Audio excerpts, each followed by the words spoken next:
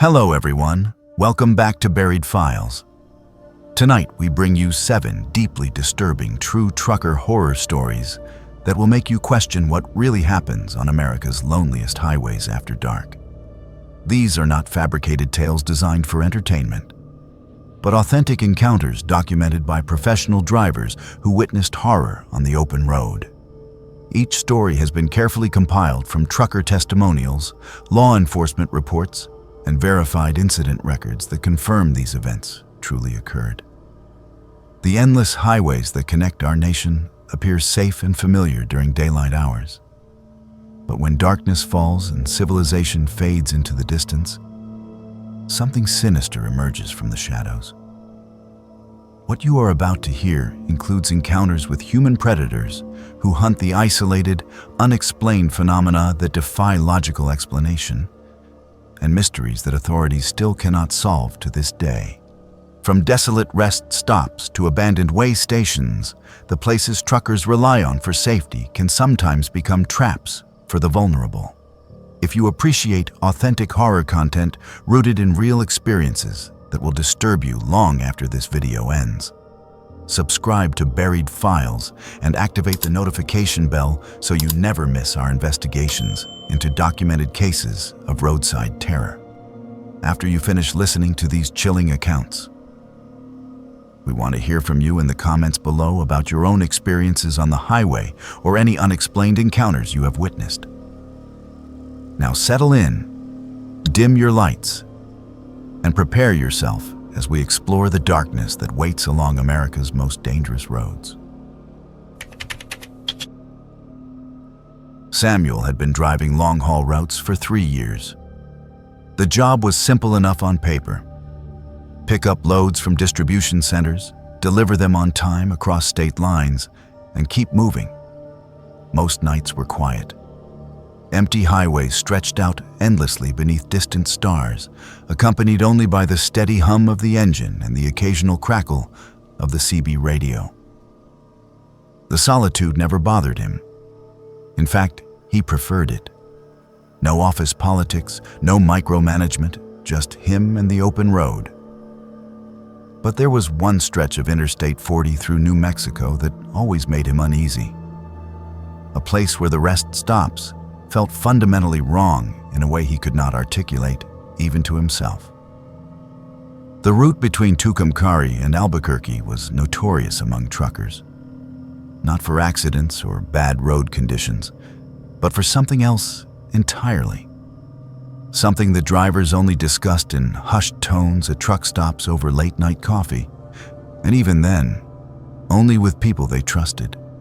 There was a particular rest area located roughly halfway between the two cities, sitting isolated in a stretch of desert where the civilization seemed to have forgotten to take root. During the day, it looked normal enough.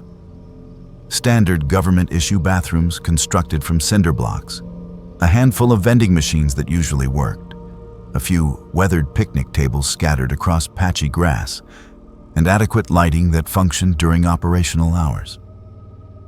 Nothing unusual, nothing threatening.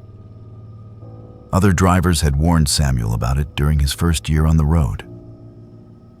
Do not stop there after dark.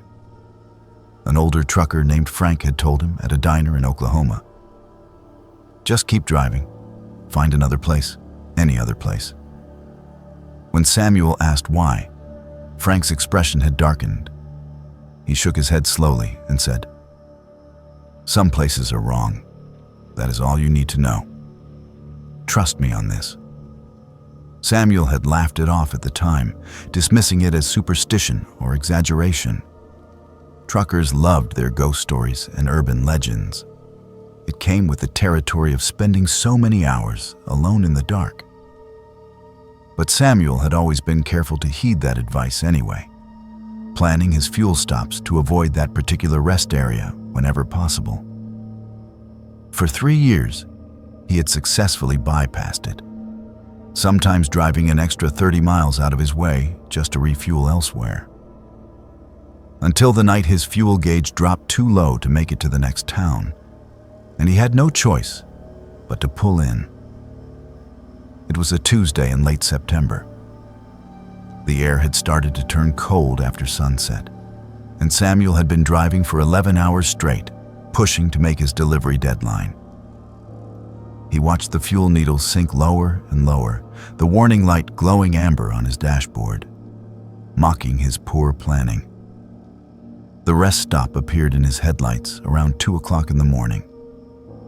The parking lot was almost entirely empty, which was unusual even for that hour. Typically, at least a few trucks would be parked overnight, their drivers catching mandatory sleep hours to comply with federal regulations. But tonight, there was only one other semi-visible in the far corner of the lot, its lights completely off, sitting dark and silent like an abandoned hulk. Samuel felt his stomach tighten as he pulled in, but he pushed the feeling aside. He was being irrational. It was just a rest stop, just a place to use the bathroom and maybe grab a terrible cup of vending machine coffee before continuing on his route. He parked his rig near the bathroom facility, leaving his engine running and his lights on. The fluorescent lights overhead flickered intermittently, casting unstable shadows across the pavement. Some of the bulbs had burned out entirely, leaving pools of darkness between the illuminated sections. Samuel grabbed his flashlight from the glove compartment, more out of habit than necessity, and stepped out into the cold night air. The wind had picked up, carrying with it the smell of dust and something else. Something organic and unpleasant that he could not quite identify. The bathroom was exactly as depressing as he expected. Cracked tiles, graffiti-covered stalls, a sink that dripped constantly despite the handle being turned off. He did his business quickly, eager to get back on the road and put this place behind him. The fluorescent light inside buzzed loudly, and he could hear something skittering in the walls. Probably rats. Desert rats were common in facilities like this. He washed his hands with water that came out rust-colored at first, dried them on his jeans since the paper towel dispenser was empty, and pushed open the door to head back outside. That was when he saw her. A woman was standing next to his truck. She was wearing a stained dress that might have been white once, but had yellowed with age and dirt. Her feet were bare despite the cold pavement. Her hair hung down in tangled dark strands that obscured most of her face. She stood perfectly still, not moving at all, just staring at his truck with an intensity that immediately set off alarm bells in Samuel's mind. He stopped walking, his hand instinctively tightening around the flashlight. "Excuse me," the woman called out, her voice high and strained. "Can you help me? My car broke down." She gestured vaguely toward the darkness beyond the parking lot, toward the empty desert where there were no roads, no vehicles, nothing at all. Samuel's eyes followed her gesture and saw only blackness. No broken down car, no vehicle of any kind, not even tire tracks in the dirt. "Where is your car?" Samuel asked, keeping his distance. Every instinct he had developed over 3 years on the road was screaming at him that something was very wrong with his situation. The woman took a step closer, and that was when Samuel got a better look at her face. Her eyes were wrong. They reflected the overhead lights in a way that human eyes should not, almost like an animal's eyes caught in headlights. They glowed with a faint amber luminescence that made his skin crawl. "It is just over there," she said, pointing again to the empty darkness. "I just need a ride. Just a short ride. Please, I have been waiting for so long." Her voice had taken on a pleading quality, but there was something rehearsed about it. Something that sounded like she was reciting lines rather than genuinely asking for help. She took another step closer, and Samuel noticed that she was not actually walking. Her feet were moving, but they were not making contact with the ground in the way they should. She seemed to glide across the pavement. "I cannot help you," Samuel said firmly, moving toward his truck. "You should call the police if you need assistance." He pulled his keys from his pocket and picked up his pace. The woman's expression changed instantly. The pleading look vanished, replaced by something cold and predatory. Her mouth stretched into a smile that was far too wide, revealing teeth that seemed too numerous and too sharp. "Where are you going?" she asked, her voice dropping to a lower register that no longer sounded remotely human. "We are not finished talking." That was when Samuel saw movement from the corners of his vision. Other figures were emerging from the shadows around the bathroom building. 3 of them, 4, 5. He could not tell exactly how many because they moved in ways that made it difficult to focus on them directly. They wore similar stained clothing, and they all had that same wrong quality to their eyes. Samuel ran. He sprinted the last 20 feet to his truck, yanking open the driver's side door and throwing himself inside. His hands were shaking as he slammed the door shut and jabbed the lock button. The figures surrounded his truck immediately, moving with unnatural speed. They pressed their faces against the windows, their breath fogging the glass. Their hands pounded on the doors, scratching at the metal, trying the handles over and over again. The woman who had first approached him stood directly in front of his hood, staring at him through the windshield with those terrible glowing eyes. Samuel's heart hammered in his chest as he put the truck in gear. His rational mind kept trying to tell him that these were just people, maybe on drugs or suffering from some kind of mental illness, and that he should call the police rather than fleeing. But his survival instincts overrode those thoughts. Every fiber of his being told him that these were not people, not anymore. Maybe they never had been. He pressed down on the accelerator, and the truck lurched forward. The woman in front of his hood did not move. For a horrible moment, Samuel thought he was going to hit her, but at the last second, she simply vanished. One instant she was there, the next she was gone, as if she had never existed at all. The other figures released their grip on his truck and fell away as he picked up speed. In his side mirrors, he saw them standing in the parking lot, watching him leave. They did not chase after him. They simply stood there in a group, perfectly still, until his taillights carried him beyond visual range. Samuel did not stop. He drove straight through the fuel warning, driven by pure adrenaline and fear. The next town with lights and people and normalcy was 40 miles away, and he covered that distance in record time, his eyes constantly checking the mirrors to make sure nothing was following him. He pulled into a brightly lit truck stop in Albuquerque just as his fuel gauge hit it empty. His hands were still shaking as he filled his tank. The fluorescent lights and the presence of other people made him feel marginally safer. But he could not shake the memory of those glowing eyes and that too wide smile. He went inside and bought a cup of coffee, trying to calm his nerves.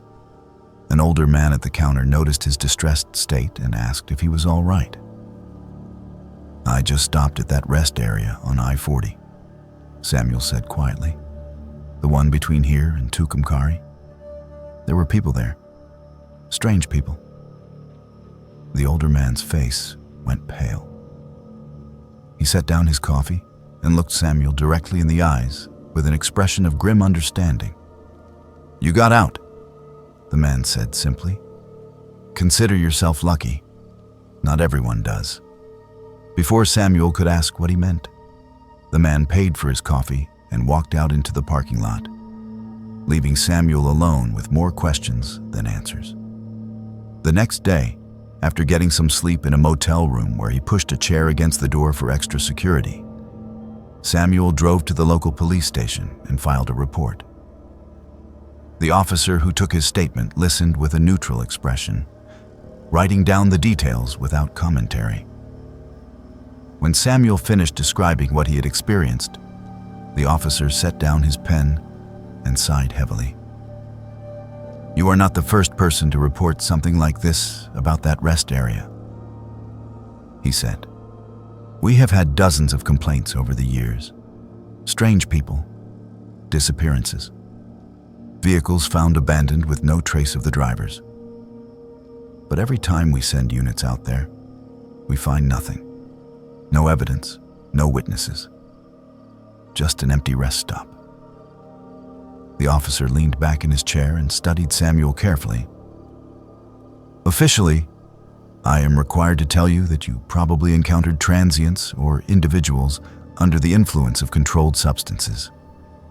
Unofficially, I would advise you to find a different route if you drive through here again."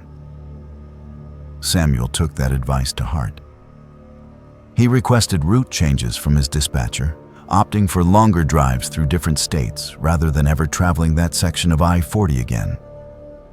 He would rather add 6 hours to his trip than risk another encounter with whatever waited at that rest stop. Over the following months, he heard more stories from other drivers. Stories about the rest area between Tucumcari and Albuquerque. Stories about drivers who stopped there and were never seen again, their trucks found abandoned with engines still running and doors hanging open. Stories about things that looked like people but moved wrong and had eyes that glowed in the dark. Samuel never learned what those things actually were. He never wanted to know. Some questions are better left unanswered. Some places are better left avoided. He had been lucky that night. Luckier than he probably deserved, given his poor decision to stop despite all the warnings. The memory of those glowing eyes and that inhuman smile would stay with him for the rest of his life, surfacing in his dreams whenever he let his guard down. He eventually left the trucking industry altogether after 5 years on the road, taking a local delivery job that never required him to drive at night or venture into isolated areas. But sometimes, when he was lying in bed trying to fall asleep, he would think about that rest stop. He would wonder if those figures were still there, waiting in the darkness for the next unsuspecting driver to pull in after sunset. He would wonder how many people had stopped there over the years, how many had not been fortunate enough to make it back to their trucks, how many families were still waiting for loved ones who would never come home. And he would be grateful that he had listened to his instincts that night, that he had run instead of trying to help, that he had survived an encounter with something that should not exist but undeniably did. The rest stop is still there, marked on maps and GPS systems as a legitimate facility for travelers. The bathrooms still function, the vending machines still dispense stale snacks and warm sodas. The parking lot still offers space for trucks and cars to pull off the highway for a brief respite. But the warnings continue to circulate among those who drive the long-haul routes through New Mexico. Do not stop there after dark. Do not interact with anyone you see there. Do not get out of your vehicle if you absolutely must pull in. And whatever you do, if someone asks you for help, do not listen. Just drive away as fast as you can, and do not look back. Aria did not usually pick up hitchhikers. Company policy explicitly forbade it, and she knew better than to violate that rule. She had been driving commercial trucks for 7 years, and in that time, she had heard every horror story imaginable about drivers who picked up strangers on the road. Robberies, assaults, carjackings, worse. The stories were enough to make anyone think twice before offering a ride to someone standing on the shoulder with their thumb out. But it was pouring rain on Route 90 through Montana, the kind of torrential downpour that made visibility almost impossible even with the wipers on full speed. And the man standing on the shoulder looked genuinely desperate. He was soaked completely through, his clothes plastered to his body, shivering visibly even from a distance. He waved frantically as her headlights approached, both arms raised above his head in a gesture of desperation that seemed impossible to ignore. Araya felt a pang of sympathy as she passed him. The temperature had dropped significantly after sunset, and hypothermia was a real possibility in conditions like these. She checked her mirrors and saw him standing there, growing smaller in the distance, still waving, against every rule and every instinct that had kept her safe for 7 years. She made a decision she would later deeply regret. She pulled onto the shoulder about 50 yards ahead and waited.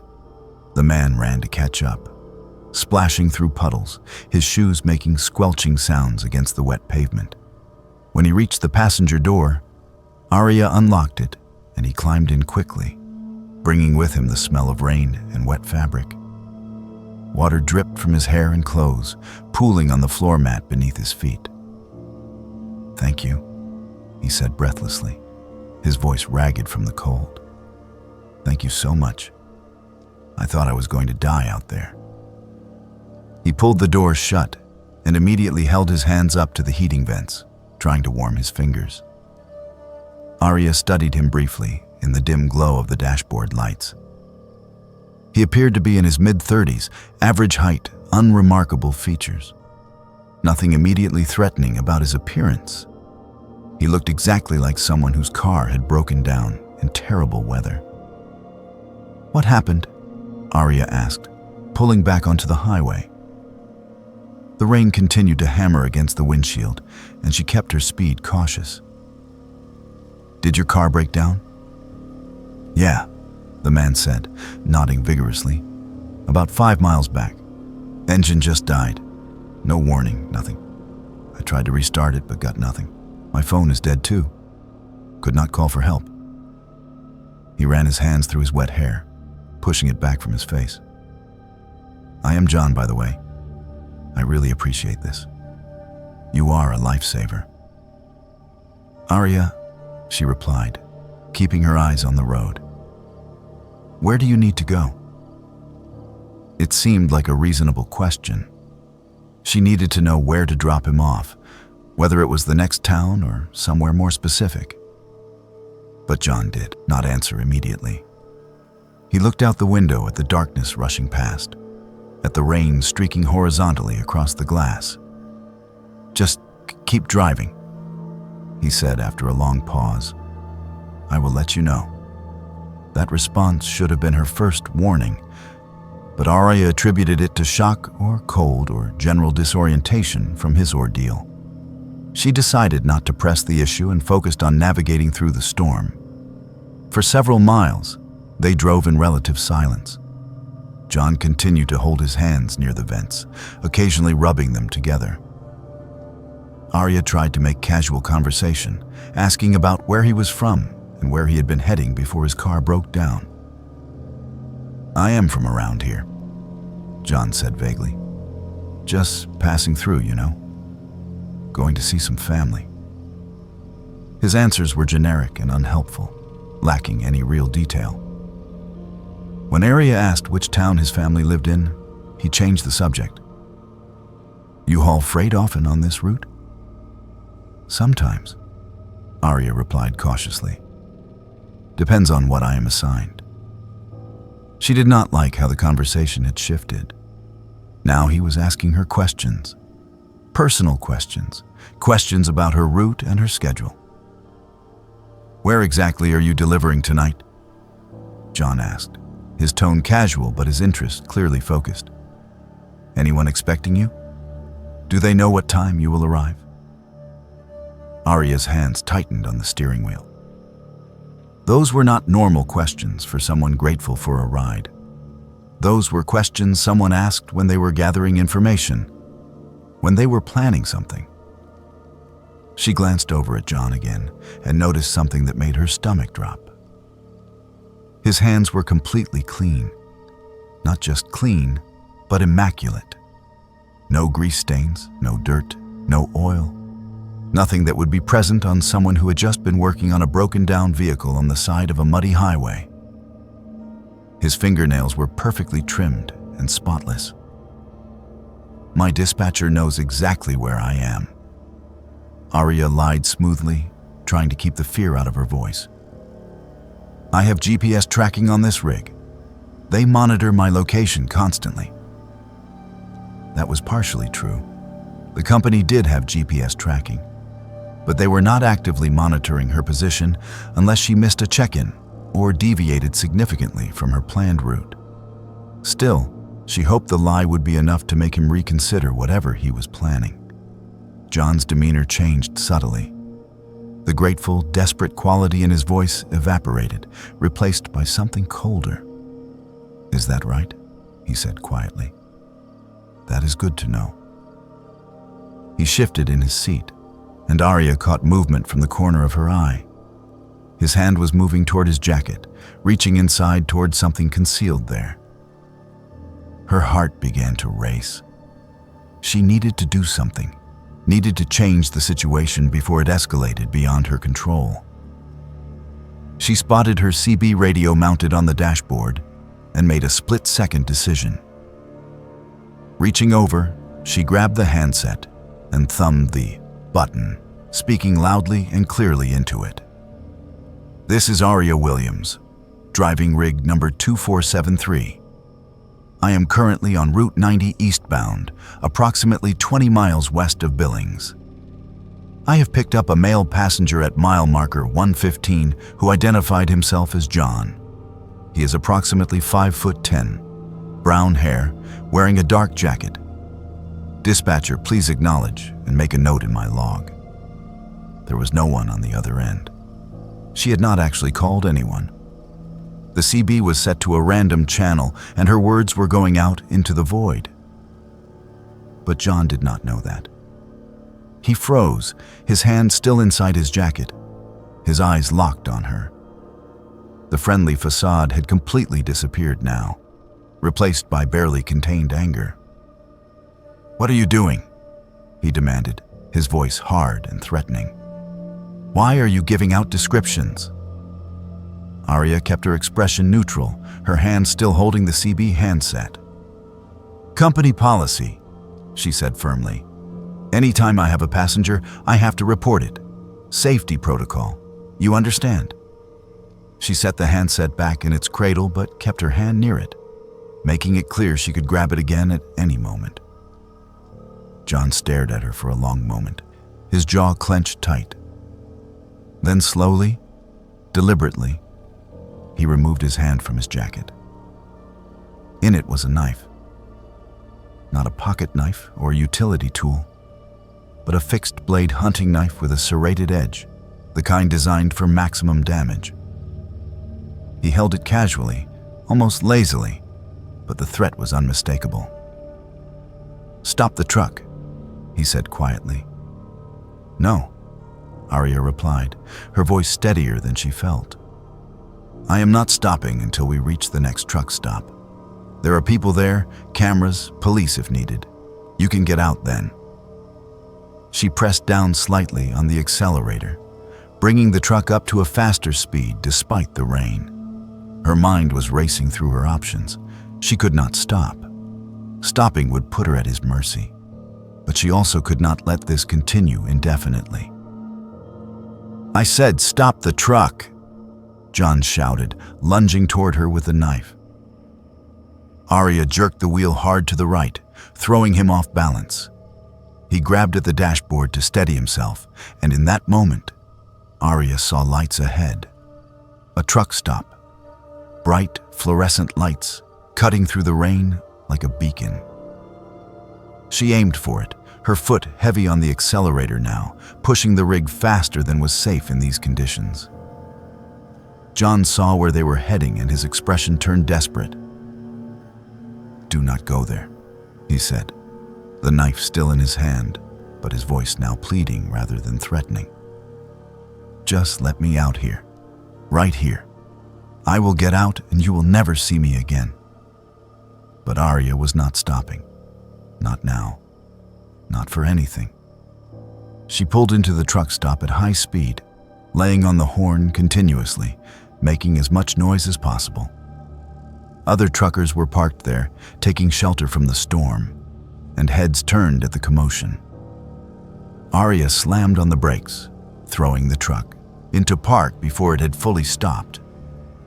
She yanked open her door and jumped out, screaming at the top of her lungs. "Help! Someone help me! He has a knife!" Other drivers came running immediately, attracted by her screams and the blaring horn. John tried to flee, pushing open the passenger door and bolting toward the darkness at the edge of the parking lot. But several truckers gave chase, tackling him before he could disappear into the woods beyond the truck stop. Someone called the police, while others held John down on the wet pavement. Aria stood next to her truck, shaking uncontrollably now that the immediate danger had passed, the adrenaline draining from her system and leaving her weak. A woman put a blanket around her shoulders and guided her inside the truck stop building, away from the rain and the chaos. Within 15 minutes, police arrived with lights flashing and sirens wailing.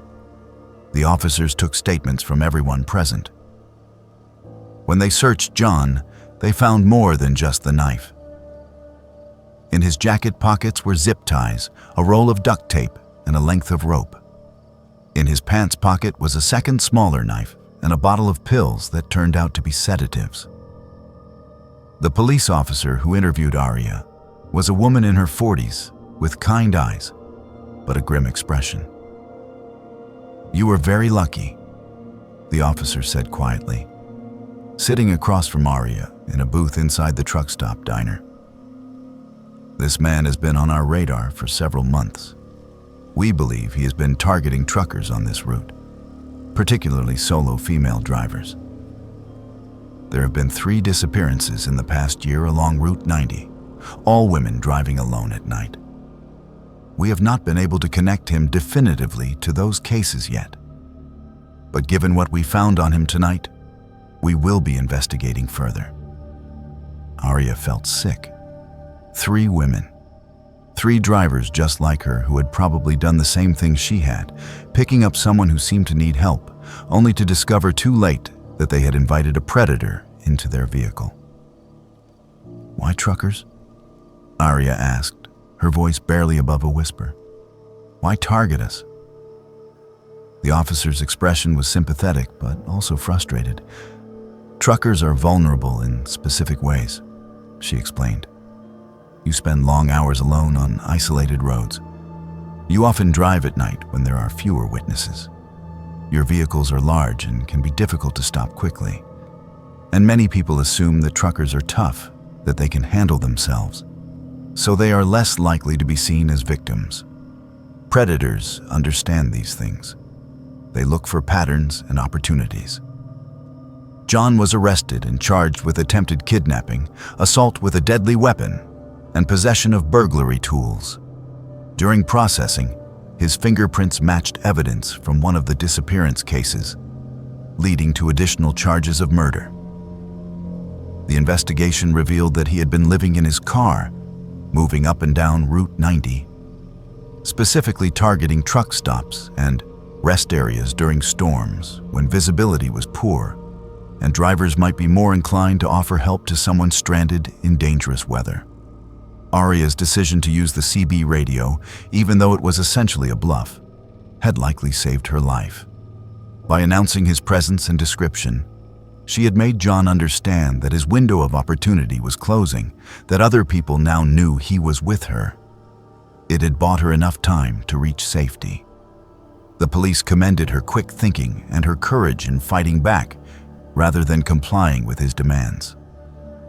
But the experience changed Aria fundamentally.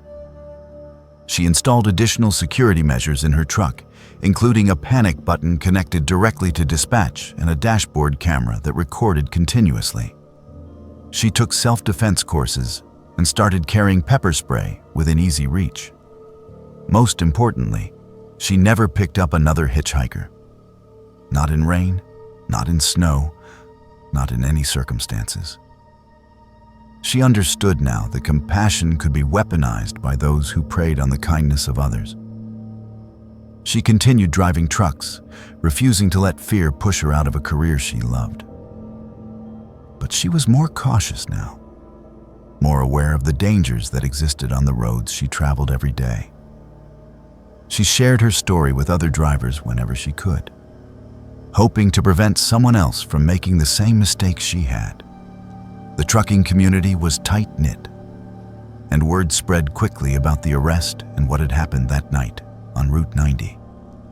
Araya never learned what happened to the 3 women who had disappeared before her encounter with John. Their bodies were never recovered, and John refused to cooperate with investigators regarding their fates. Their families continued to wait for answers that might never come. But Araya knew she'd been given a second chance that those women had not received. She had survived because of quick thinking, a bit of luck, and the willingness to fight back when it mattered most. It was a lesson she would carry with her for the rest of her life, and one she hoped other drivers would learn before it was too late.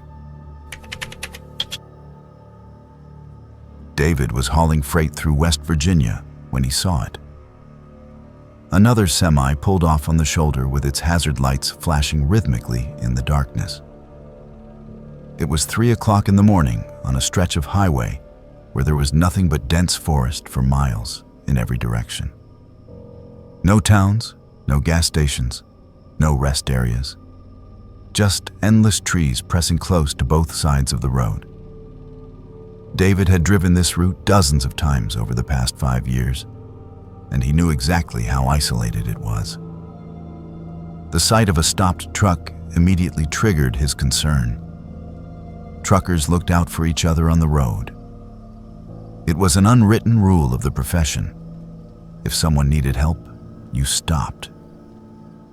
But something about the scene made David hesitate. His hands tightened on the steering wheel as he approached, his headlights illuminating the other truck in stark detail. The rig looked newer, well-maintained. Nothing obviously wrong with it from external observation. Yet there it sat on the shoulder, hazards blinking, seemingly abandoned. David's instincts told him something was off, but his sense of professional duty pushed back against that feeling. What if the driver was injured? What if they needed medical assistance? He would never forgive himself if he drove past someone in genuine distress. He pulled his truck onto the shoulder about 20 feet behind the other vehicle and put on his own hazards. Before getting out, he grabbed his flashlight from the door pocket and his cell phone, checking the signal. No bars. Of course not. This stretch of highway was notorious for dead zones, where cellular coverage simply did not exist. He would have to rely on his CB radio if he needed to call for help. David opened his door and stepped out into the cold night air. The temperature had dropped significantly, and his breath formed visible clouds in the beam of his flashlight. The other truck's engine was still running. David could hear it idling, a steady mechanical rumble that seemed unnaturally loud in the silent forest. That struck him as odd immediately. If the driver had experienced a breakdown, why would the engine still be running? He approached cautiously, his boots crunching on the gravel shoulder. "Hello?" he called out. "Anyone here? Do you need help?" His voice seemed to be absorbed by the surrounding trees, producing no echo, generating no response. The driver's side door was hanging open. David shone his flashlight inside the cab and felt his stomach tighten. The interior looked like someone had left in a hurry, but also like they had been there very recently. The keys were still in the ignition, turned to the on position. A cup of coffee sat in the cup holder, and when David carefully touched the outside of the cup, it was still warm. The driver's seat was adjusted, as if someone had just been sitting there moments ago.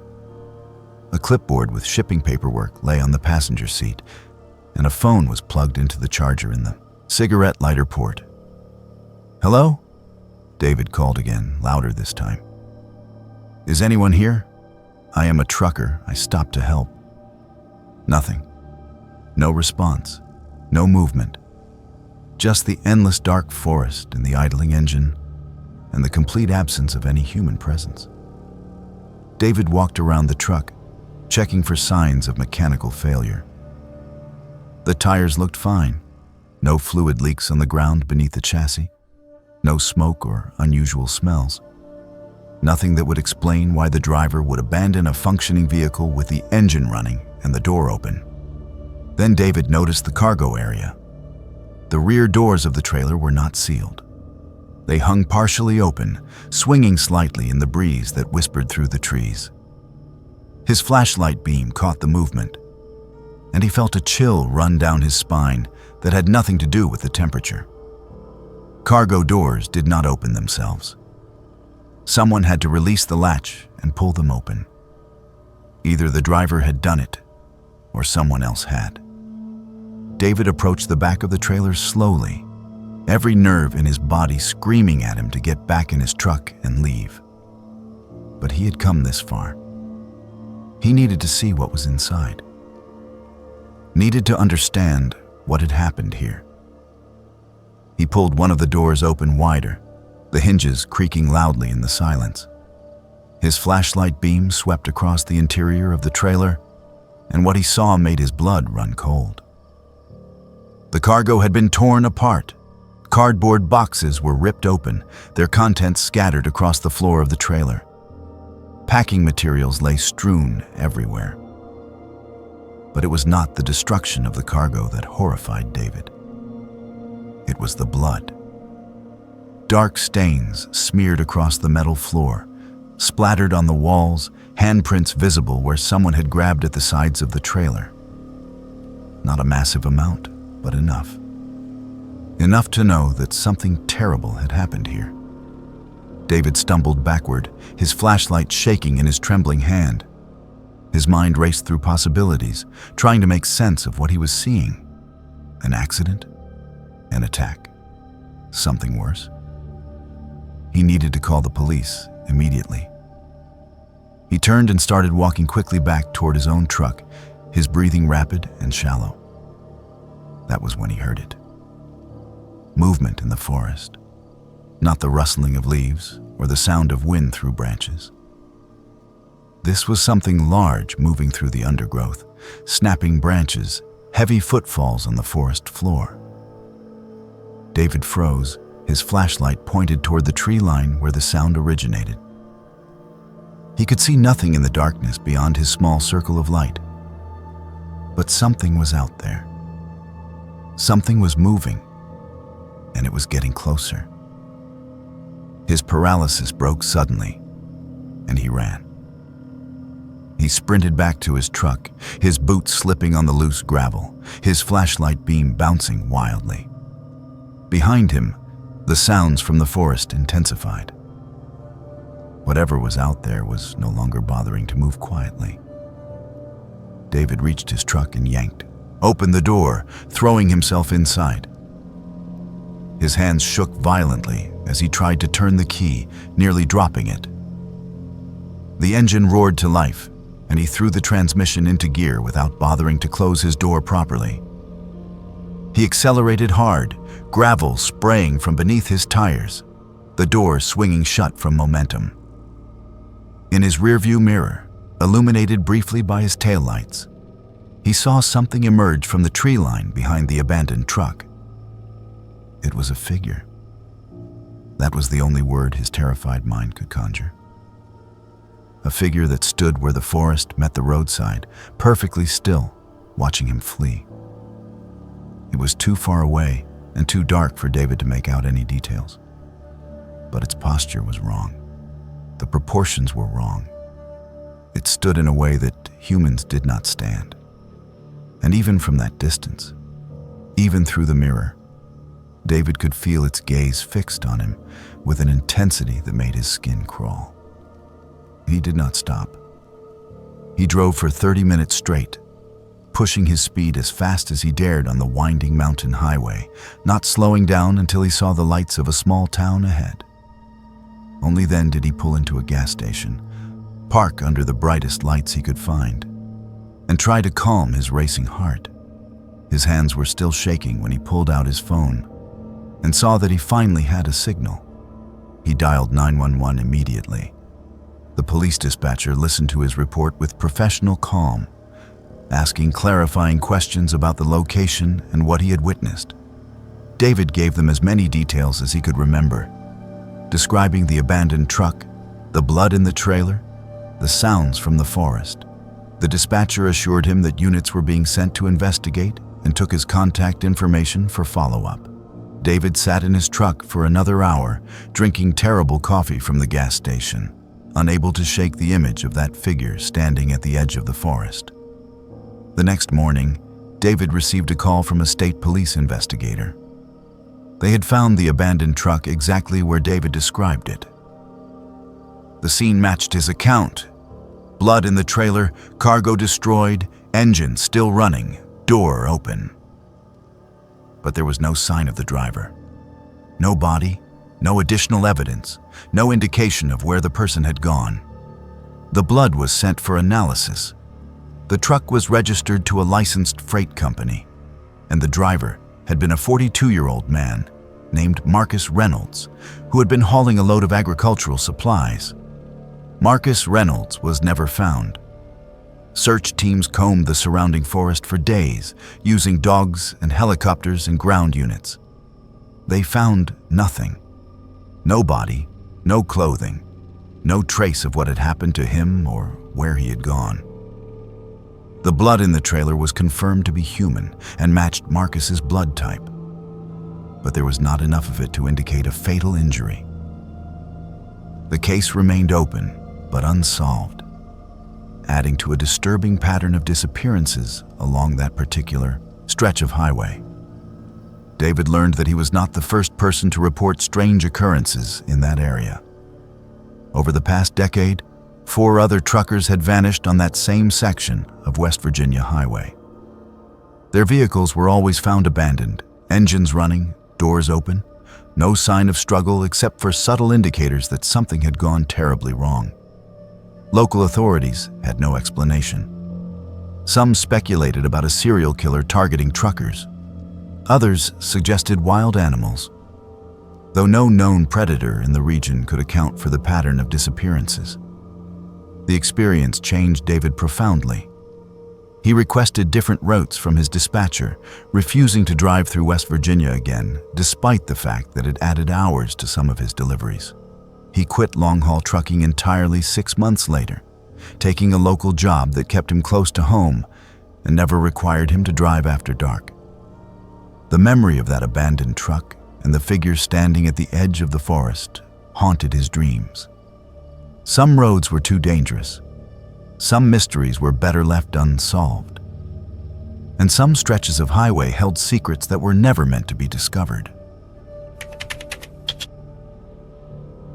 Evelyn noticed him at a truck stop in Oklahoma.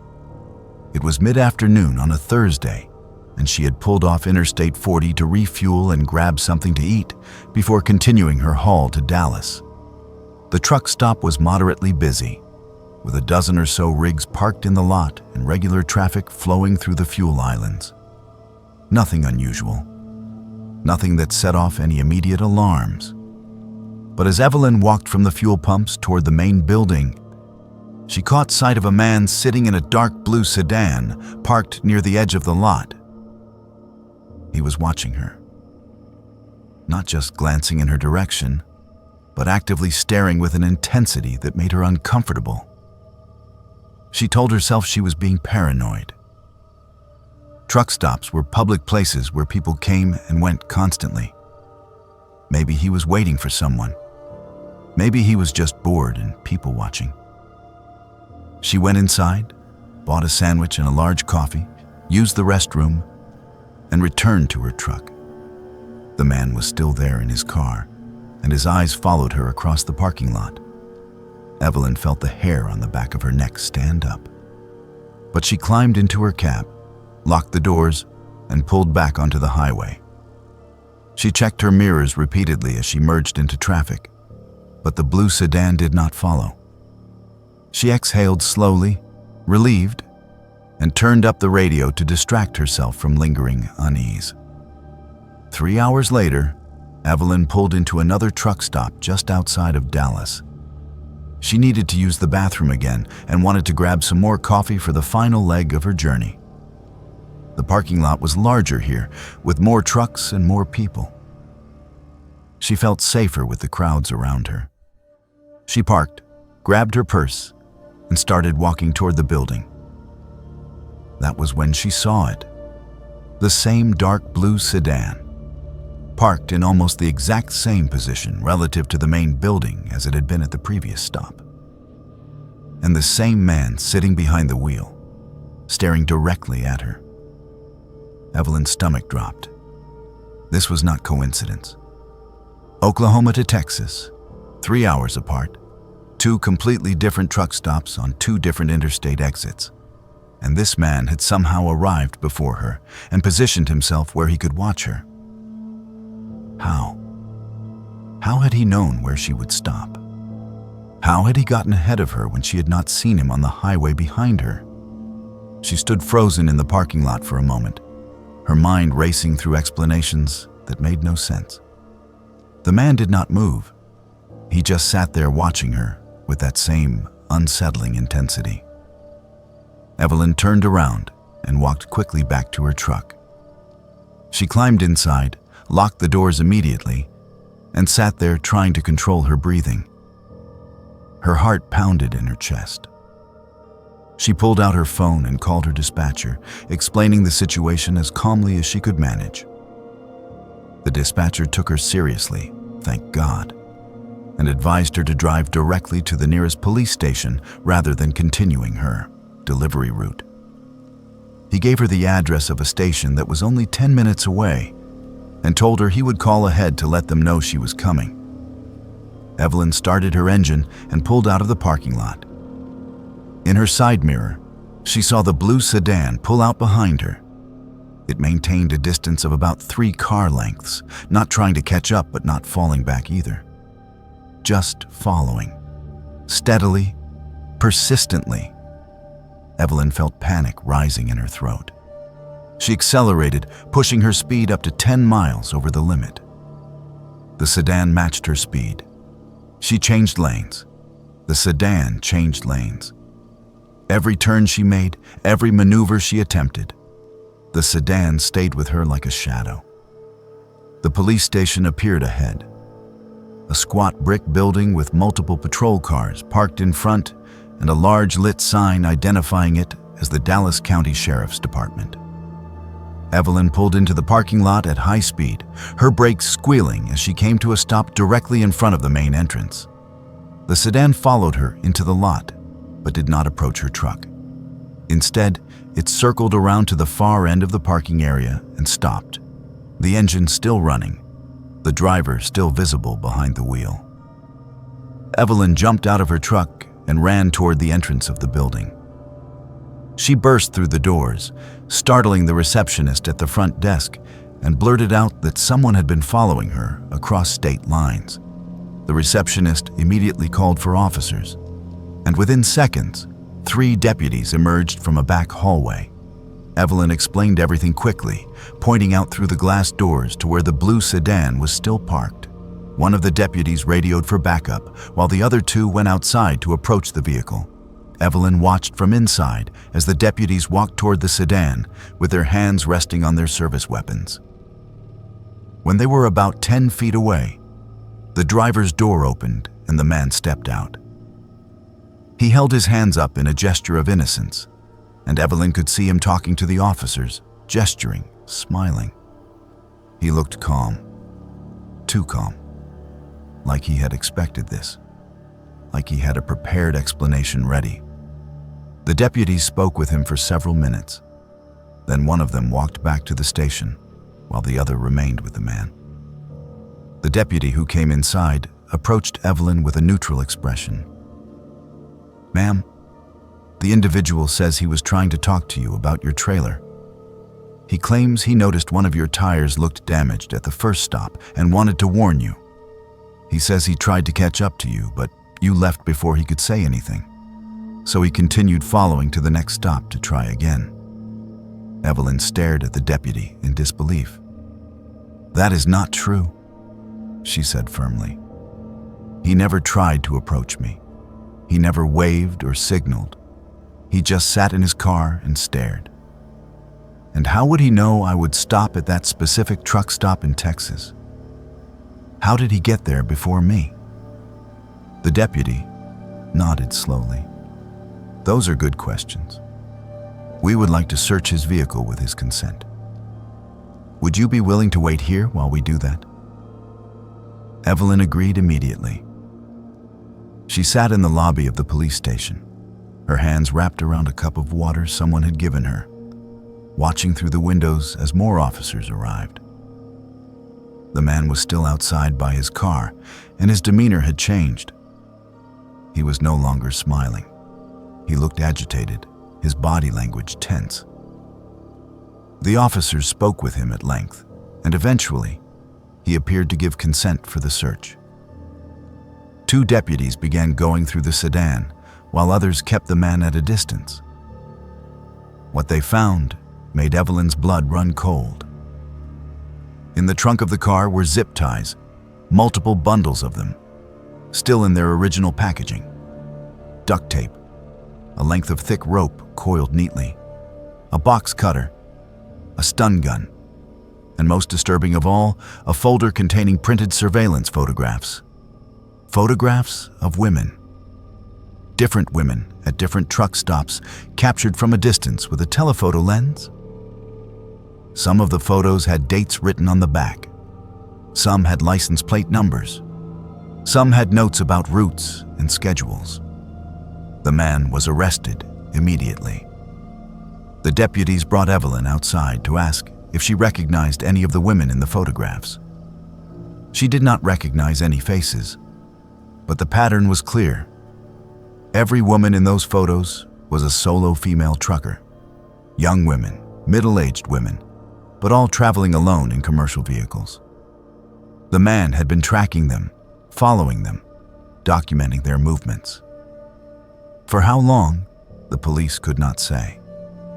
The folder contained dozens of photographs spanning at least 6 months. During processing, the man's fingerprints and identification revealed his name was Carl Hendricks, and he had a criminal record. Assault, stalking, attempted kidnapping from 10 years earlier. He had served time and been released on parole 3 years ago.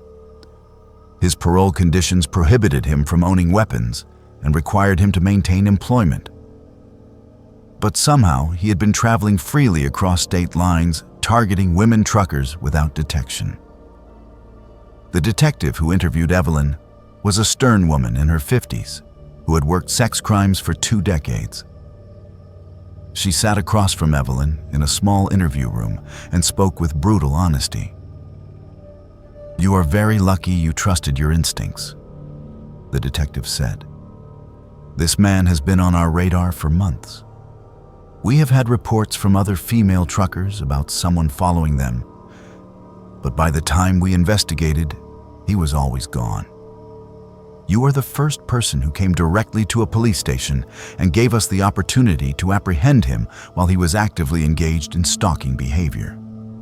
The detective explained that based on the evidence found in his vehicle and his pattern of behavior, Carl Hendricks was being charged with multiple counts of stalking across state lines, which made it a federal offense. The FBI would be taking over the investigation to determine if he was connected to any unsolved disappearances of female truckers in recent years. There had been 3 cases in the past 18 months where women driving commercial trucks had vanished without explanation. Their vehicles found abandoned at rest stops or truck stops, with no indication of what had happened to them.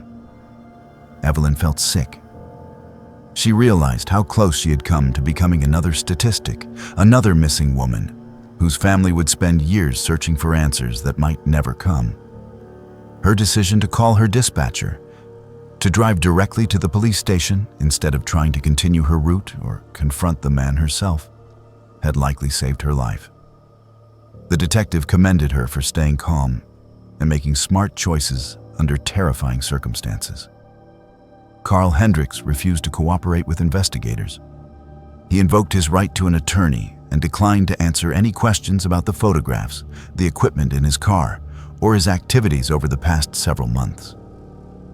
But digital forensics analysis of his phone and laptop revealed extensive searches about female truckers, their typical routes, popular truck stops, and methods for disabling commercial vehicle security systems. He had been planning these attacks methodically, studying his targets, learning their patterns. The case made national news. Trucking companies across the country issued new safety protocols for their drivers, especially women traveling solo. Recommendations included maintaining constant communication with dispatchers, never stopping at isolated locations, parking only in well-lit areas with security cameras, and immediately reporting any suspicious behavior. Evelyn became an inadvertent spokesperson for trucker safety, giving interviews about her experience and urging other drivers to trust their instincts when something felt wrong. Evelyn continued driving trucks after the incident, refusing to let fear push her out of a career she had built over 15 years. But she made significant changes to how she operated. She installed a dash cam system that recorded continuously both inside and outside her cab. She enrolled in self-defense training and obtained a concealed carry permit. She joined online communities of female truckers where they shared information about safe stops and dangerous individuals. Most importantly, she never ignored that feeling in her gut when something seemed off. She thought about Carl Hendricks often, wondered about the women in those photographs, hoped they were all still alive and safe somewhere. The FBI investigation was ongoing, and she knew it might be years before they had answers about what he had done and who he had hurt. But she took comfort in knowing that he was behind bars, that he would not be targeting any other women on the highways, at least not for a very long time. And she hoped that her story would help other drivers recognize danger before it was too late. Joseph was driving through Louisiana when he heard it. A child screaming, crying for help in the darkness. The sound pierced through the rumble of his engine and the white noise of tires on asphalt, cutting straight into his consciousness with the kind of urgency that makes every protective instinct flare to life. It was the middle of the night, somewhere past 2 in the morning. He had been on the road for 9 hours, hauling electronics from Houston to Atlanta, pushing through to make his delivery window. The highway was empty. No other vehicles in sight. No houses nearby. Just endless Louisiana swampland stretching out on both sides of the road. Dark water reflecting starlight. Cypress trees rising like skeletal fingers from the murky depths. The screaming came from the woods along the highway. A high-pitched, terrified voice calling out into the night. "Help me! Please help me! Somebody help!" The words were desperate, panicked, the kind of plea that no decent person could ignore. Joseph's foot moved instinctively toward the brake pedal. Every moral fiber in his body told him to stop. A child was in danger. A child needed help. What kind of person would drive past a child crying for help in the middle of nowhere? But something made him hesitate. Something about the screaming felt wrong in a way he could not immediately articulate. The voice was too consistent, too repetitive. The same phrases over and over again, delivered with the same inflection, the same rhythm. "Help me! Please help me! Somebody help!" It did not sound like genuine panic. It sounded like a recording playing on loop. Joseph's grip tightened on the steering wheel. His training as a long-haul trucker had taught him to trust his instincts, to recognize when something did not add up. And this situation screamed danger despite presenting itself as a cry for help. He pulled over anyway, not because he was convinced the situation was safe, but because the possibility that a real child might actually need help outweighed his suspicions. If there was even a chance someone was genuinely in distress out there, he had to check. But he was not going to be stupid about it. Joseph grabbed his flashlight from the glove compartment, a heavy mag light that could serve as a weapon if needed. He also grabbed his tire iron from behind the seat. Then he pulled out his phone and opened the voice recorder app, setting it to record. Whatever happened next, there would be a record of it. He stepped out of his truck cautiously, leaving the engine running and the headlights on. The screaming continued from the tree line about 30 yards off the road. "Help me! Please help me! Somebody help!" The same words, the same tone. Joseph walked toward the sound slowly, his flashlight beam cutting through the darkness, the tire iron gripped tightly in his other hand.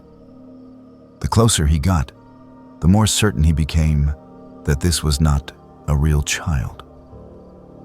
The voice had a tinny quality to it now, like it was coming from a speaker rather than a human throat. He reached the edge of the tree line and pointed his flashlight into the woods. That was when he saw them.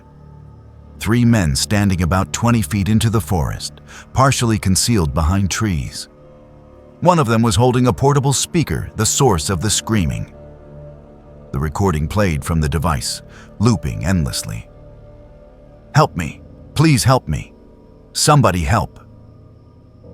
When Joseph's flashlight beam hit them, they froze for just a moment. Then they scattered, running deeper into the forest, abandoning the speaker which continued to play its horrifying recording into the empty night. Joseph's blood ran cold. This had been a trap. A deliberate, calculated trap designed to lure people off the highway and into the woods where they would be vulnerable, isolated, easy targets for robbery or worse. If he had been less cautious, if he had rushed blindly toward that crying voice without taking precautions, he would have walked right into an ambush. His hands shook as he backed away from the tree line, his eyes scanning the darkness for any sign of movement. Were there more of them? Were they circling around behind him, even now? As he retreated toward his truck, someone threw a rock. It came from the darkness to his left, striking his windshield with enough force to crack the glass. The sound was like a gunshot in the quiet night. Joseph ran. He sprinted the remaining distance to his truck, threw the tire iron into the cab, and climbed in after it. He slammed the door and locked it immediately, his heart pounding so hard he could hear it in his ears. In his rearview mirror, he saw a figure emerge from the tree line and stand on the road, watching him. Just standing there, motionless, menacing. Joseph did not wait to see what would happen next. He threw the truck into gear and accelerated hard, gravel spraying from beneath his tires. The figure in his mirror grew smaller and smaller until it disappeared entirely, swallowed by the darkness. Joseph drove without stopping for the next hour, putting as much distance as possible between himself and that terrible place. His hands continued to shake. The adrenaline made his whole body tremble. He kept replaying the scene in his mind, the fake child's voice, the men with the speaker, the trap they had set. When he finally felt safe enough to stop, he pulled into a brightly lit truck stop just outside Baton Rouge. He parked under the lights and sat there for several minutes, trying to calm his racing heart. Then he called the police. The dispatcher listened to his report with what sounded like weary familiarity. Joseph gave them the exact location where he had heard the screaming, described the men he had seen, and mentioned the cracked windshield as evidence that this had been more than just his imagination. The officer who called him back 30 minutes later confirmed that what Joseph had experienced was part of a known pattern. "We have had multiple reports of this tactic over the past 6 months," the officer explained. "Criminals are using recordings of children screaming to lure drivers off the highway. Sometimes they use recordings of women crying for help, sometimes injured animals, whatever they think will trigger people to stop and investigate. Once the victims leave their vehicles and enter the woods, they are robbed, assaulted, or worse." The officer told Joseph that 2 truckers who had stopped for similar cries for help in that area had been beaten and robbed. One had been hospitalized with serious injuries. Another driver had simply disappeared. His truck was found abandoned on the shoulder near where Joseph had stopped, but the driver himself was never located. The investigation was still open, but police suspected he had been murdered, his body disposed of somewhere in the vast swamplands that surrounded that stretch of highway. "You did the right thing by being cautious," the officer said. "And you did the right thing by calling us. We will send units to that location and see if we can find these individuals. But I have to be honest with you. They are probably long gone by now. These crews are mobile and organized. They hit a spot, and if it does not work, they move to a different location. We have been trying to catch them for months." Joseph asked why this was happening, why criminals would go to such elaborate lengths just to rob truckers. The officer's answer was blunt. Because it works. Because truckers often carry cash. Because cargo can be valuable and easy to fence. Because people on lonely highways are vulnerable and isolated.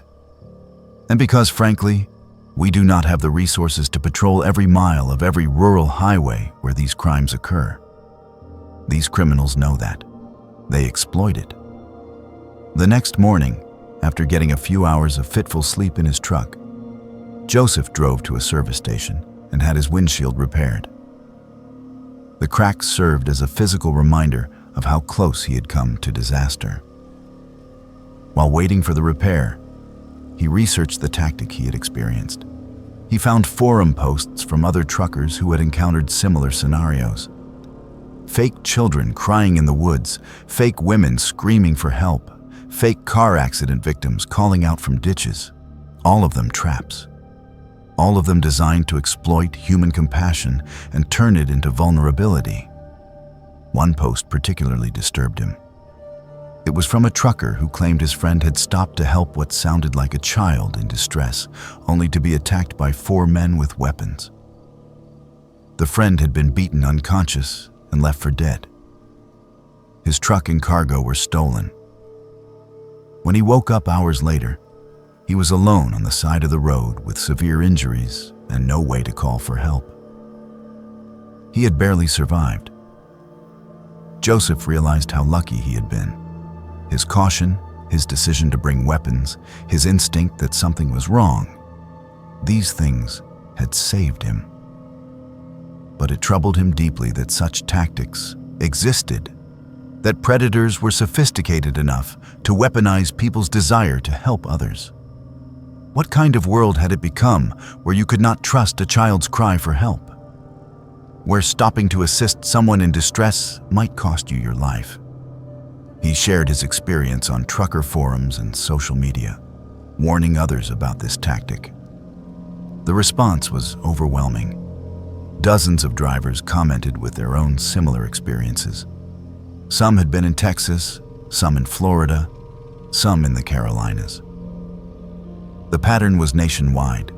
Criminal organizations were using these psychological traps to target truckers across the country. Law enforcement was aware, but overwhelmed. The best defense was awareness and caution. Joseph completed his delivery to Atlanta, but the experience had changed him.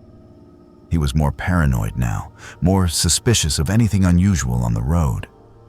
He no longer stopped for anything that seemed out of place. He kept his doors locked at all times.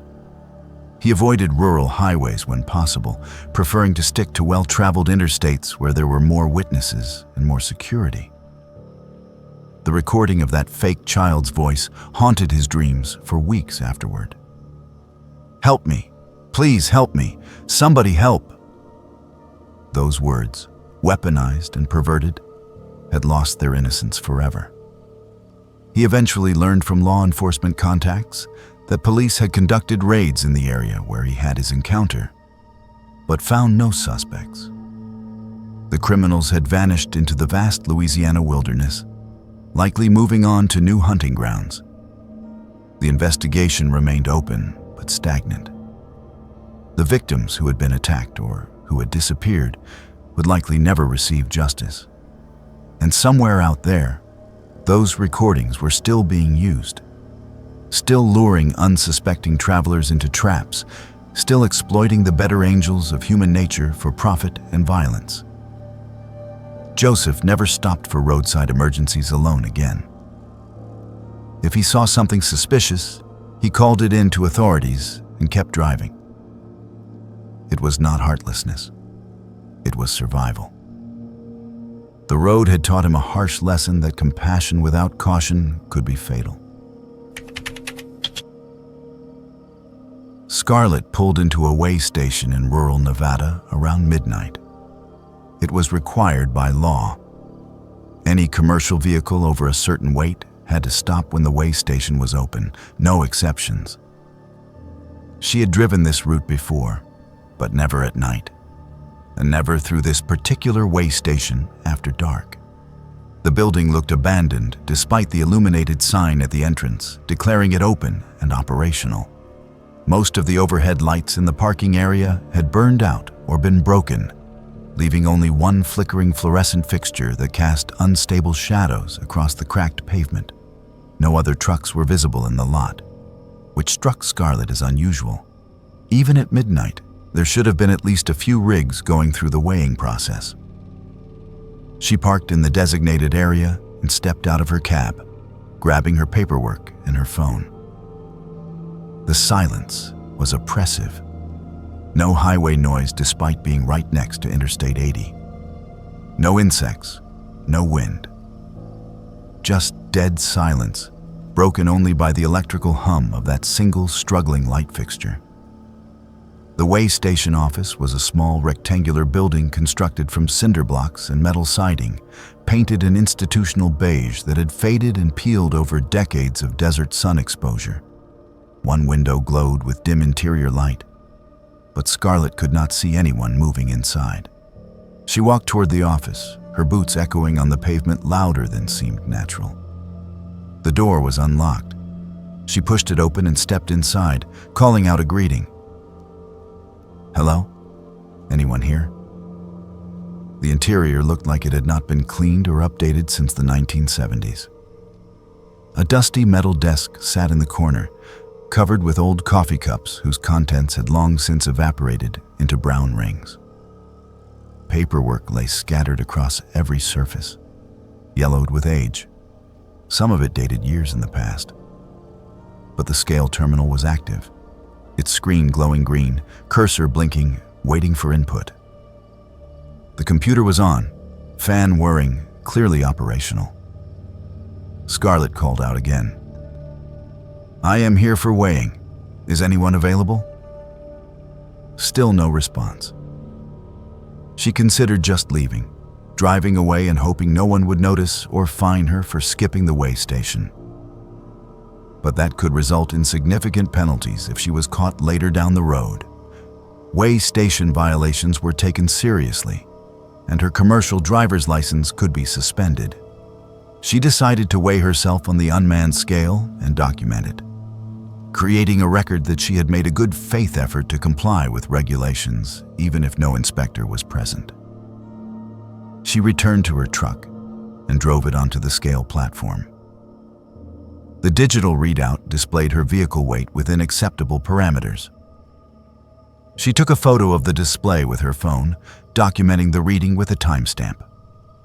Then she started to drive off the scale and continue on her route. But as she circled around the weigh station building to return to the highway entrance, she saw something that made her slam on the brakes. Another truck was parked behind the building, hidden from view of the main lot. A large semi with its back doors hanging open. Curiosity overrode caution.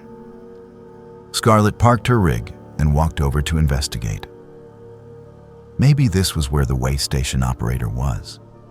Maybe they were inspecting this other truck and had not heard her calling. But as she approached, she realized the truck was empty. No driver in the cab, no one in the cargo area, just an abandoned rig with its doors open like an invitation or a warning.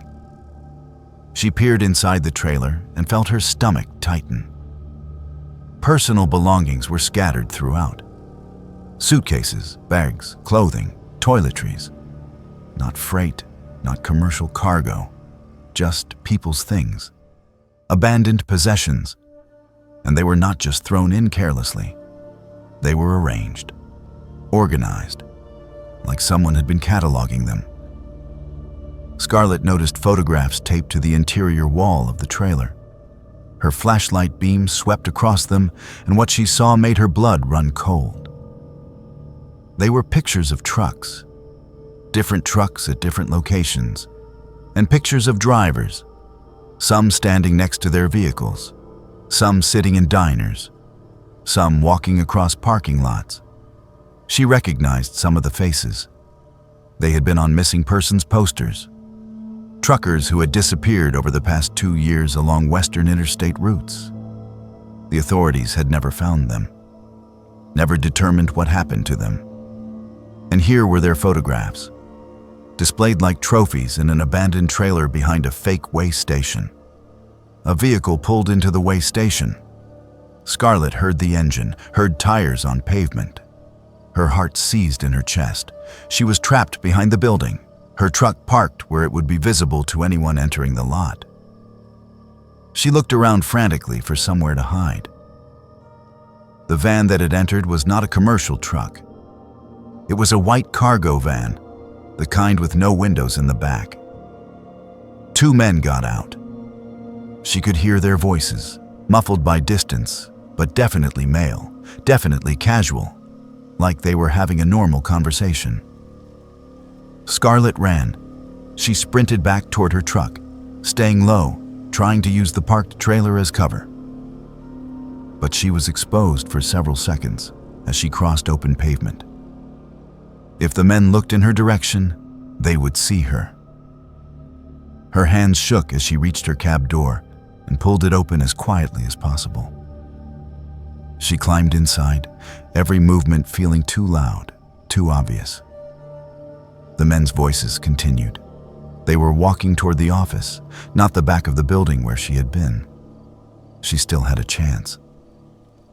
She started her engine. The diesel rumble shattered the silence like thunder. In her mirror, she saw the men turn toward the sound. They started moving in her direction, no longer walking, but running. Scarlett did not wait to see more. She threw the transmission into gear and accelerated hard. The truck lurched forward, tires squealing.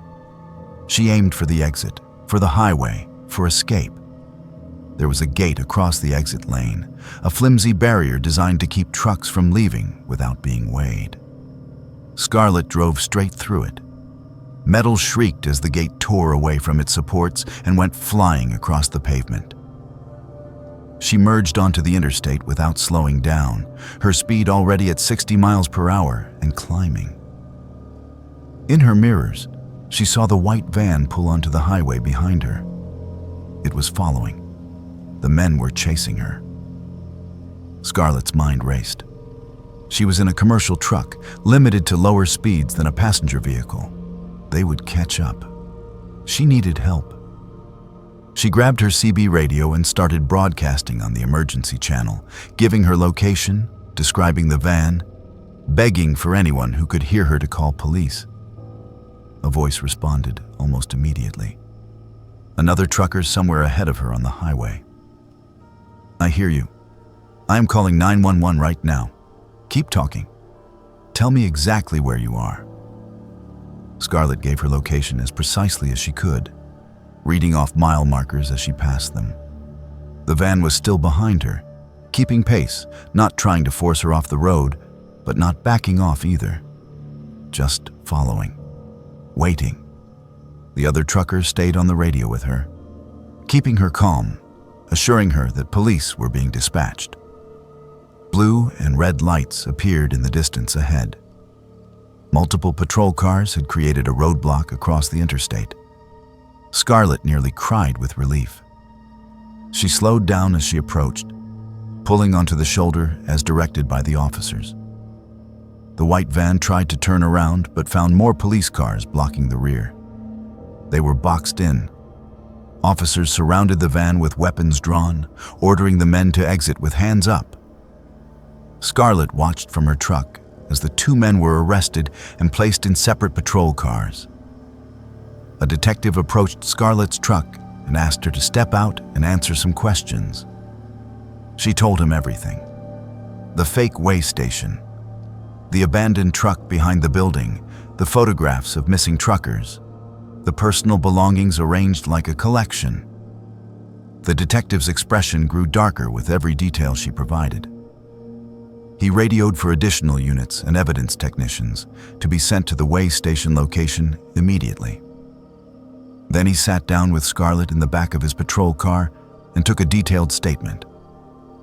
"You may have just solved multiple disappearances," the detective said quietly. "We have been investigating missing truckers along this corridor for 3 years.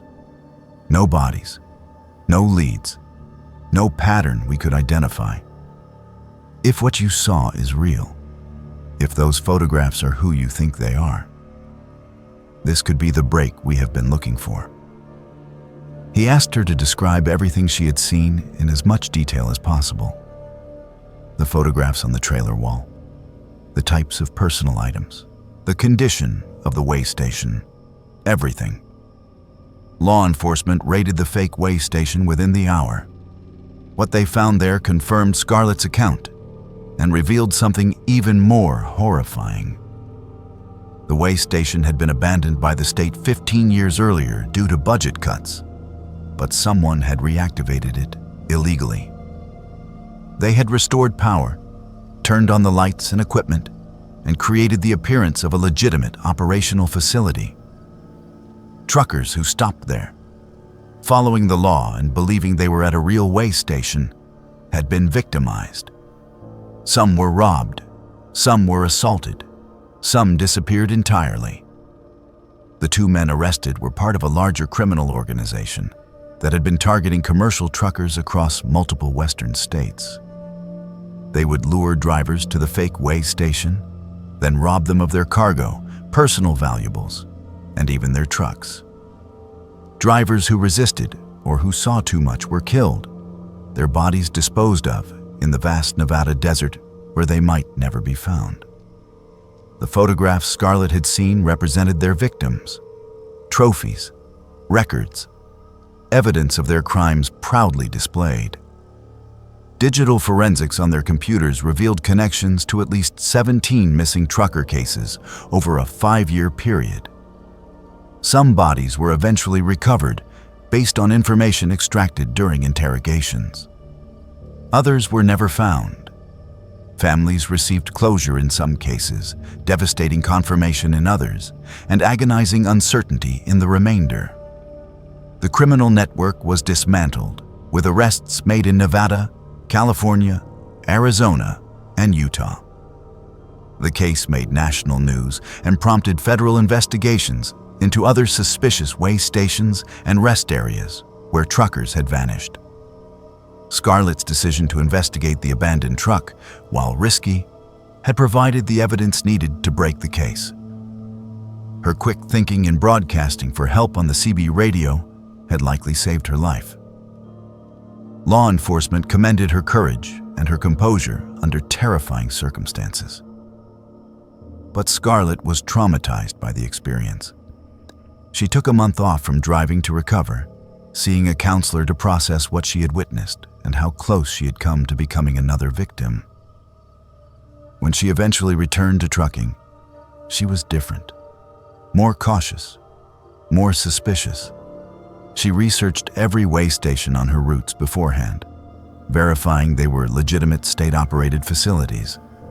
She carried additional security equipment, including a panic button that would immediately alert dispatch and authorities if activated. And she never drove alone through Nevada again, always coordinating her routes with other truckers so they could travel in convoy through that state. Some roads were more dangerous than others. Some facilities that seemed official were traps, and trusting the system blindly could cost you everything. Owen picked up a sealed trailer in Detroit on a cold October morning. Standard freight job, routine paperwork, legitimate company. The bill of lading listed the cargo as electronics, computer components destined for a distribution center in Atlanta. The shipping company was one he had worked with before, reputable and professional. Everything checked out. The seal on the trailer was intact, bearing the proper identification numbers that matched his documentation. He conducted his pre-trip inspection, verified the weight distribution, and pulled out of the facility just after dawn. The first 8 hours of the drive were completely unremarkable. Interstate 75 south through Ohio into Kentucky. Steady traffic, good weather, no mechanical issues.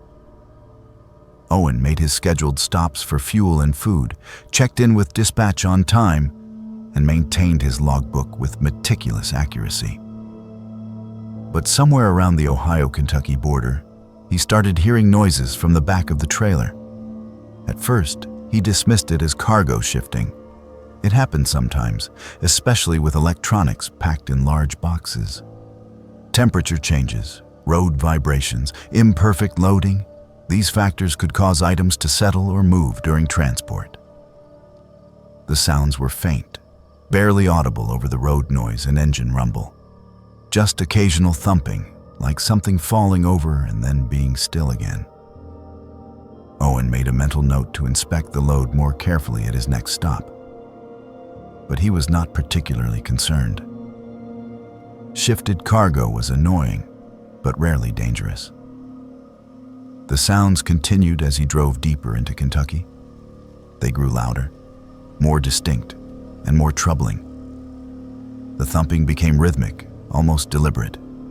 3 knocks, then silence. 3 more knocks, then silence. It did not sound random anymore. It sounded purposeful. It sounded like someone knocking on the inside of the trailer, trying to get attention. Owen felt unease creep into his thoughts. That was impossible. The trailer had been sealed at the facility. No one could have gotten inside. The cargo was supposed to be electronics, just boxes of computer parts, nothing that could make deliberate knocking sounds. He turned down his radio, straining to hear more clearly. The knocking continued. Then he heard something else. Voices. Muffled, distant, but unmistakably human voices coming from inside the sealed trailer. Owen's heart began to race.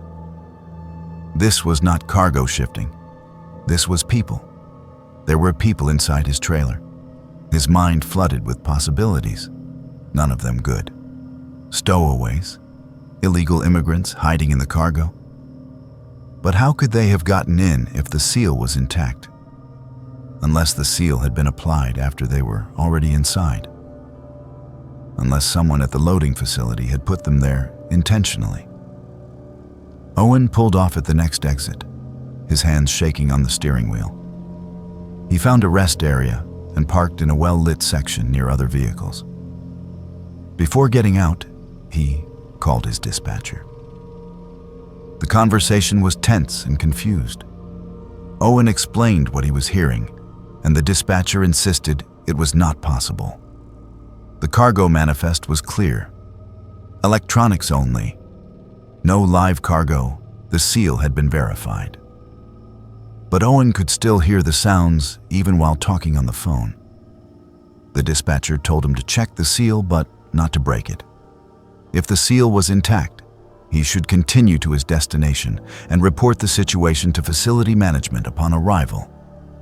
Breaking a seal without authorization could result in serious penalties.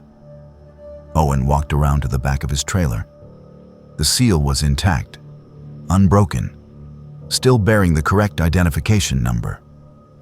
But the sounds from inside were undeniable now. Knocking, voices, multiple voices, men, women, what sounded like children. Desperate voices calling out in languages he did not understand. But the tone was universal. They were begging for help. Owen's hands trembled as he reached for the seal. Company policy be damned. Federal regulations be damned. There were people inside his trailer, and they needed help immediately. He broke the seal and pulled open the heavy doors. The smell hit him first. Unwashed bodies, waste, fear. The interior of the trailer was dark, but in the dim light from the rest area, he could see them. 12 people huddled together in the cargo area. Men, women, children. They shielded their eyes from the sudden light, blinking and confused. They looked exhausted, dehydrated, terrified. Some were crying. Some just stared at him with expressions of desperate hope. One woman clutched 2 small children to her chest. An elderly man sat against the wall, barely conscious. Owen's mind struggled to process what he was seeing. Human trafficking. He was hauling human beings like cargo. Someone had loaded these people into his trailer, sealed it, given him falsified paperwork, and sent him across state lines transporting victims. He had been unknowingly participating in one of the most horrific crimes imaginable. His stomach turned. He felt sick with horror and guilt. These people had been trapped in that sealed trailer for at least 8 hours, probably longer. No ventilation adequate for human occupancy, limited air circulation, no food or water, no bathroom facilities, just darkness and terror. He immediately pulled out his phone and dialed 911. His voice shook as he explained the situation to the emergency dispatcher. People inside his trailer, human trafficking. He gave his exact location at the rest area. The dispatcher told him to stay on the line and to keep the trailer doors open to provide fresh air to the victims. Other travelers at the rest area noticed the commotion and approached. When they saw what was inside the trailer, several of them started helping. Someone brought water bottles from their car. Someone else grabbed blankets.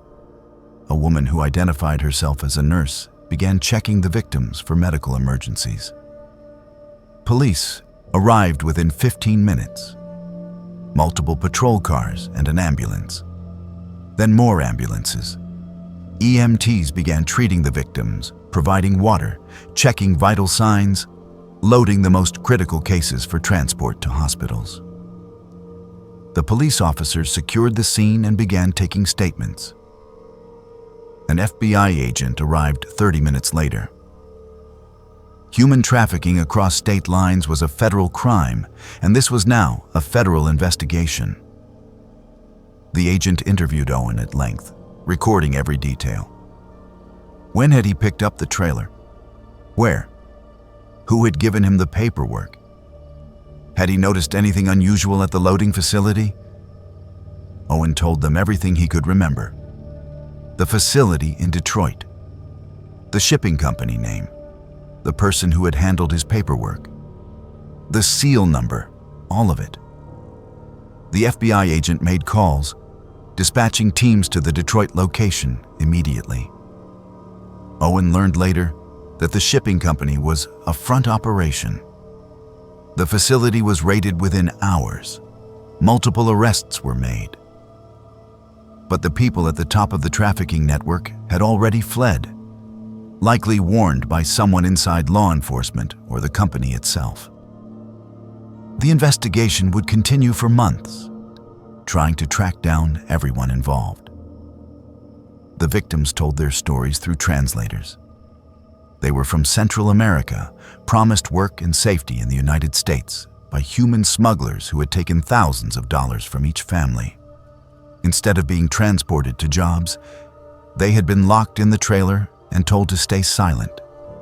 They were being moved to another location where they would be held until their families paid additional money, or where they would be forced into labor or sex work to pay off fabricated debts. 3 days locked in the trailer. Minimal food and water. No sanitation. One child was severely dehydrated and required hospitalization. An elderly woman had suffered a heart episode but survived. Owen sat in his truck after giving his statement, unable to process what had happened. He had driven for 12 years without incident, He prided himself on being professional, careful, law-abiding. And yet, he had been used as an unwitting accomplice in human trafficking. The guilt ate at him, despite everyone telling him he had done nothing wrong. How many other loads had he hauled that might have contained victims? Had there been other times when he heard strange sounds but dismissed them? Had he driven past opportunities to save people because he assumed it was just cargo shifting? The investigation revealed that Owen's situation was not unique. The trafficking network had been using legitimate trucking companies and unsuspecting drivers for months. They would create false shipping documents, apply seals to trailers containing victims, and send the loads with drivers who had no idea what they were really transporting. If the drivers heard anything suspicious, the traffickers counted on them dismissing it or not wanting to break company seals. The RAR system was designed to exploit the trust and procedures of the commercial trucking industry. 12 people were rescued because Owen had listened to those sounds and acted despite the potential consequences. Federal prosecutors praised his decision to break the seal and call police immediately. Trafficking experts estimated that those 12 individuals represented just a fraction of the total number being moved through this network. The FBI investigation eventually identified connections to at least 40 other victims who had been transported, sold, or enslaved over the previous 18 months. Some were recovered. Others remained missing. The full scope of the operation might never be fully known. Owen could not continue trucking after that experience. The psychological weight was too heavy. He kept hearing those voices, kept seeing those terrified faces. He sold his truck and took a job with a local delivery company where all his routes were within a 50-mile radius and all his cargo was visible and verified. No more sealed trailers. No more long haul. He could not handle the uncertainty, the possibility that he might unknowingly be transporting something or someone terrible. His career had been built on trust in the system, and that trust had been irrevocably broken. He became an advocate for trafficking awareness in the trucking industry. He gave presentations at trucking companies, teaching drivers how to recognize warning signs, unusual loading procedures, seals applied without driver verification, sounds from supposedly empty or inanimate cargo, suspicious documentation. He urged drivers to trust their instincts, to investigate when something felt wrong, to prioritize human life over company policy or fear of penalties. His message was simple. Some cargo is not worth carrying, and some sounds should never be ignored. The 12 people Owen saved were placed in protective custody while their legal status was resolved. Some were granted asylum. Some were returned to their home countries after testifying against their traffickers. The children received medical and psychological care. The families were connected with victim services and advocacy organizations. They all expressed profound gratitude to Owen for listening, for acting, for choosing to help them instead of completing his delivery and remaining ignorant of their suffering. He had saved their lives by breaking a seal and making a phone call. Sometimes heroism is that simple and that profound. But Owen never felt like a hero. He felt like someone who had been used, who had been made complicit in evil without his knowledge or consent. The experience changed his understanding of his profession and the systems that governed it. Trust but verify became his motto. Assume nothing, question everything. And above all, listen to what the cargo might be trying to tell you, because not all shipments are what they claim to be, and not all sealed trailers contain only objects.